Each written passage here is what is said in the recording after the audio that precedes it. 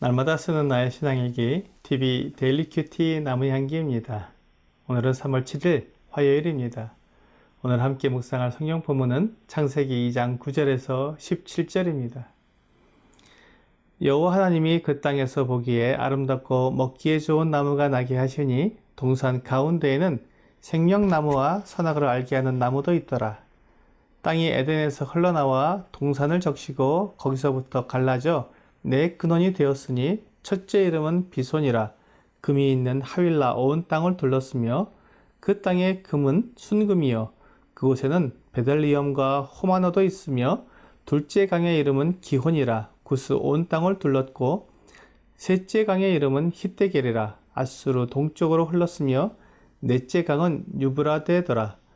여호와 하나님이 그 사람을 이끌어 에덴 동산에 두어 그것을 경작하며 지키게 하시고 여호와 하나님이 그 사람에게 명하여 이르시되 동산 각종 나무의 열매는 내가 임의로 먹되 선악을 알게 하는 나무의 열매는 먹지 말라.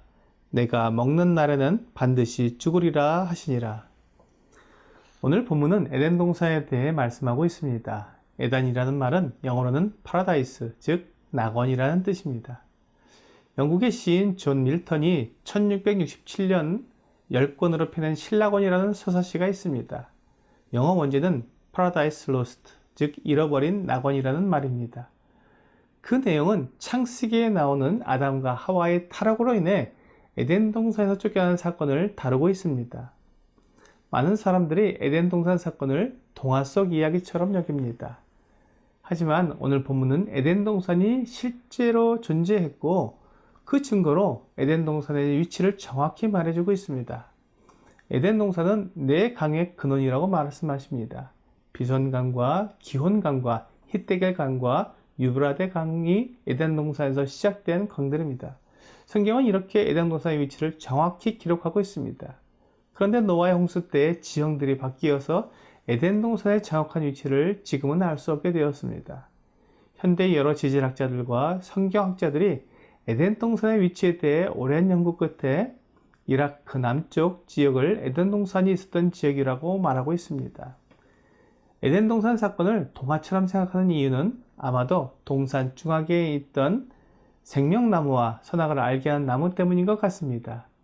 생명나무의 열매를 먹으면 영성하게 되고 선악을 알게 하는 나무의 열매를 먹으면 선과 악을 아는 일에 하나님처럼 된다는 것이 동화 속 이야기처럼 들리는 것입니다. 하지만 이것은 신구약 성경 전체를 통해 일관되게 말씀하고 있는 내용입니다. 생명나무는 본문 창세기 2장에 나오지만 또한 요한계시록 2장과 22장에 다시 나오고 있습니다. 계시록에 나오는 생명나무는 창세기에 나오는 생명나무와 동일한 것으로 보입니다. 이처럼 생명나무와 선악을 알게 하는 나무는 지어낸 이야기가 아니라 하나님께서 사람들에게 주시는 특별한 선물입니다. 생명나무는 영생을 얻게 하는 나무이고 선악을 알게 하는 나무는 사람의 한계를 알게 해주는 나무였습니다. 하나님은 생명나무의 열매를 먹지 말라고 하지 않았습니다. 그러나 선악을 알게 하는 나무의 열매는 먹지 말라고 분명히 말씀하셨습니다. 선악을 알게 하는 나무의 열매를 먹는 날에는 반드시 죽으리라고 경고해 주셨습니다. 생명나무는 생명을 얻게 하는 나무이고 선악을 알게 하는 나무는 죽게 하는 나무입니다. 이 두 나무가 동산 중앙에 함께 있었습니다. 사람은 하나님이 아닙니다. 하지만 하나님을 대신해서 만물을 다스리는 자였기 때문에 하나님과의 차이가 필요했습니다. 하나님은 동산에 있는 모든 나무의 열매를 다 먹을 수 있다고 말씀하시고 다만 동산 중앙에 있는 선악을 알게 하는 나무의 열매는 먹지 말라고 말씀하시면서 먹으면 반드시 죽는다고 경고해 주셨습니다. 이것이 사람이 가진 죄악입니다. 사람에게는 한계가 있는 것입니다. 하나님께서처럼 모든 것을 다 할 수 있는 존재가 아닙니다. 하나님께서 사람에게 정해주신 이 한계를 인정하고 겸손히 사람의 자리를 지켜야 했습니다. 사람이 하나님보다 조금 낮은 위치에 있었지만 만물을 다스리는 최고의 권위를 가지고 있었습니다. 하나님은 사람을 사랑하셔서 피조물로서 최고의 자리에 두신 것입니다. 하지만 사람이 아무리 하나님의 사랑을 받는 존재라도 하나님과 피조물의 자리는 지켜야 했습니다. 그래서 사람에게 선악을 알게 하는 나무의 열매를 먹을 수 없는 제약을 두신 것입니다. 이러한 제약은 사람에게 매우 유익한 것이었습니다. 사람은 하나님이 아니기 때문에 스스로 선악을 분별하는 것이 얼마나 위험한 일인지 하나님이 아신 것입니다. 사람은 이러한 하나님의 사랑을 거부하고 선악을 알게 하는 나무의 열매를 먹었습니다.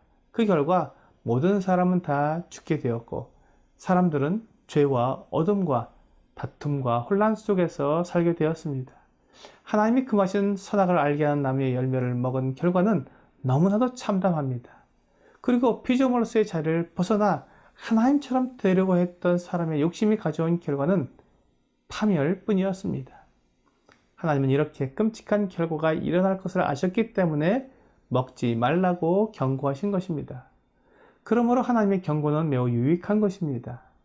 죽음과 파멸의 위험을 경고해 주는 것은 우리를 살리는 일입니다. 하지만 사탄은 이러한 하나님의 사랑과 은혜를 오해하도록 사람을 유혹했고 그 결과 사람들이 하나님을 믿지 않고 스스로 하나님처럼 되려고 하나님의 명령을 거역했습니다.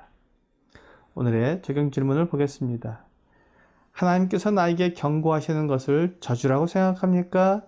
나를 위한 것이라고 생각합니까? 많은 10대 자녀들은 부모님이 하시는 경고의 말씀을 듣기 싫어합니다. 자기가 알아서 생각하고 판단할 수 있는데 지나치게 간섭한다는 것입니다.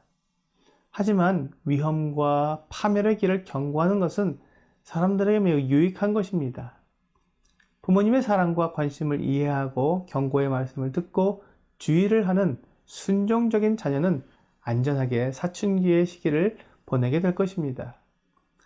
하나님께서 나에게 경고하시는 많은 말씀들이 성경에 있습니다. 그것을 귀찮아하고 간섭이라고 생각하면 경고를 무시하고 큰 해를 당하게 될 것입니다. 오늘 하나님께서 나에게 주시는 경고의 메시지를 저주라고 생각하지 않고 사랑과 은혜라고 생각하며 감사함으로 순종하는 여러분과 제가 되기를 주 예수님의 이름으로 기도합니다.